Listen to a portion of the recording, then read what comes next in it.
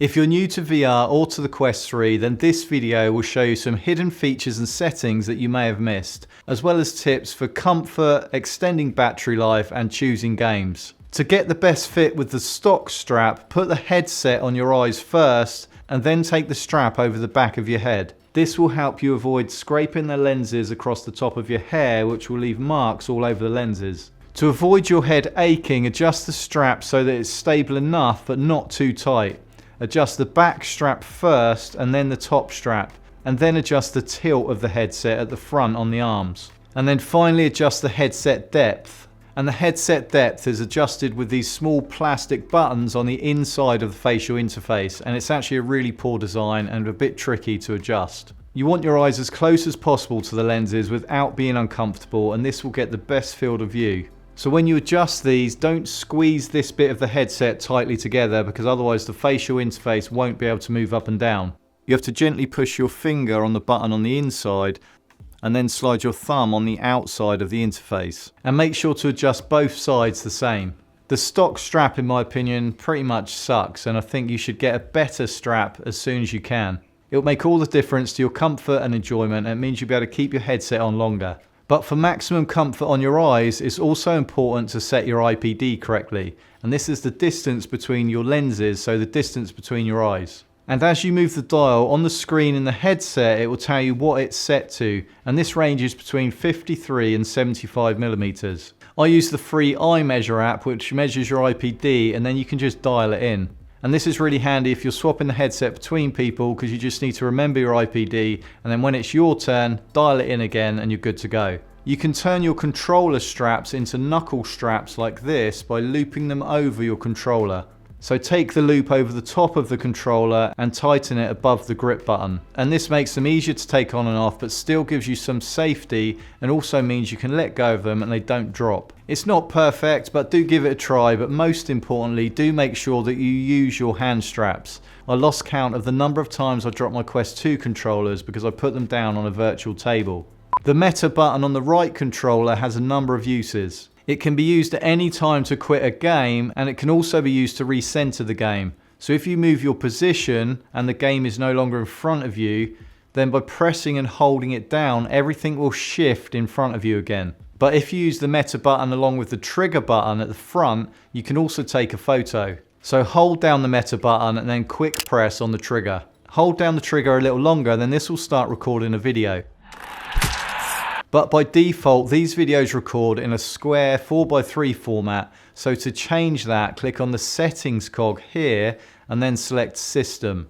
Go to camera and then change the aspect ratio here to landscape 1920 by 1080 and increase the bit rate to 20 for better image quality. Also in the system menu here, you can go to software update.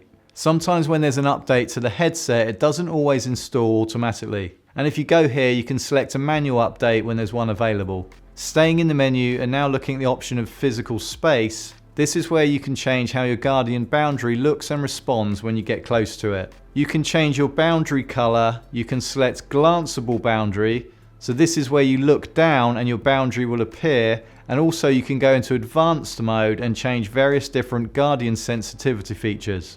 And when you create your boundary, if you have a wall with no furniture on it, then I suggest when you set your boundary that you bring it in at least 1 foot.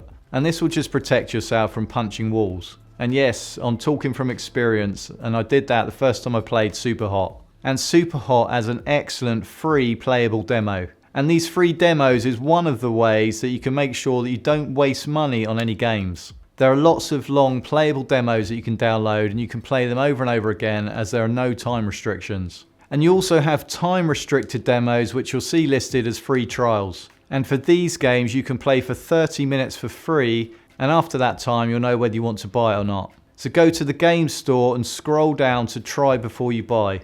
And there are also a ton of free games that you can download and try from the App Lab. And there are a lot of these games that are either being tested, they're in development. I'll come back to App Lab in 2 or 3 seconds, but this is a good time to mention the web browser. So click on the multi-square icon and select browser, and you can then type in any web address like you would with any web browser. So for SideQuest, go to sidequestvr.com and then select App Lab, And then once you've found a game you like, you can then search for it in the Meta app or in the store on the headset, and then just download it as normal. If you want to pin your browser shortcut to your shortcut menu down the bottom here, then select the 3 dots at the top of the icon and then select Pin to Universal Menu. And you can do that with any one of these apps or games in this section. But if you do end up buying a game that you couldn't trial and then you don't like it because it makes you sick or for any other reason, then don't worry, because Meta have a no quibble refund policy. If you haven't played the game for more than 2 hours or owned it for more than 14 days,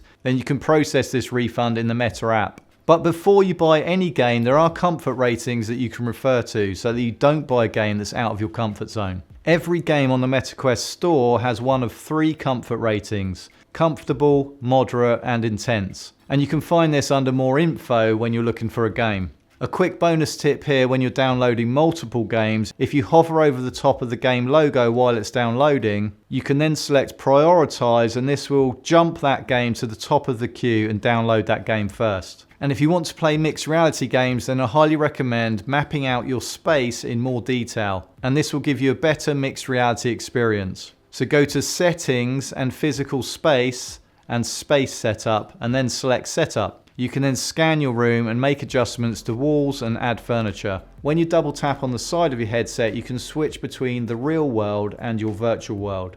But there is an easier and alternative way of activating Passthrough, and that's by selecting this icon on the menu shortcut bar. And you can select a different virtual environment by selecting Settings and then Personalization, and then install one of the many virtual environments available. And if you want to chill in your virtual environment without seeing the menu screen, then simply press the Meta button and it will disappear. But you may be using the menu and you want to perform multiple activities at once. And you can do that by opening multiple screens. So press and hold the trigger and point at the top of the open menu window. Now drag it to the left or the right, and now open up a new window, say Browser for example. Now drag that to the opposite direction to the last screen, and now open up, say, People, and you'll have 3 different screens open all at the same time. And you can grab hold of all of these at the same time by holding down the trigger and selecting the glowing outline around all the screens. You can then move the menu in any direction by moving the controller, including moving it further away or closer. And if you want to supersize this menu screen, then select Quick Settings and then select Switch View. And to move this screen around, you need to select and hold the trigger on the white bar at the bottom here. But of course you don't have to use your controllers, you can simply use your hands. It did flash up and gave you the option of automatically switching to your hands when you put your controllers down, and you probably selected yes, but you may have missed it. If you didn't select yes, you can turn it on in the settings menu under movement tracking and then select auto switch from controllers to hands. And to use this, you simply put your controllers down and then wave your hands around, and very quickly the headset detects that you want to use your hands and not your controllers. And you now move the pointer by moving your hand, and to select something you just tap your fingers together. To press and hold on to something, either to scroll through apps and games or to move menu screens around, then you just press and hold your thumb and finger together. If you want your family and friends to watch what you're doing in the Quest 3, you can cast your gameplay to a TV. And you can do this using a Google Chromecast adapter, and I've found that these are the best and most reliable way of casting. So select the camera icon on the shortcuts menu and then select Cast, and you'll see a list of all the devices you can cast to. You can also cast to your phone, and this is really useful for you to use if one of your friends comes around and they're using the headset for the first time. Using your phone, you can take control over certain parts of the headset, you can turn the pass-through on and off, you can recenter them in their play space, and you can also select the first steps tutorial. So it just gives them less to think about. So in the app, select Menu, Devices, Quest 3, Cast, and then select Start Casting. To extend the battery life on the Quest 3, you can use one of these capsule power banks. I've got a few of these and I've used them for a couple of years with my Quest 2. They're super lightweight. They give you about an extra hour gameplay, and they're way cheaper than, say, the Elite battery strap. And they connect to the Quest 3 simply by plugging them into the USB-C socket. And it literally feels like it makes no difference to the weight of the headset, so you won't even notice it. But take note that Meta do not recommend using any power banks other than, obviously, their Elite battery strap. When you finish using your headset, you must avoid putting it down on a windowsill or anywhere in direct sunlight because this could destroy your headset. But of course, these are just quick tips, and if you want a complete beginner's guide, then you want to watch this video next. My name's Rich, thanks for watching, and I'll see you over there.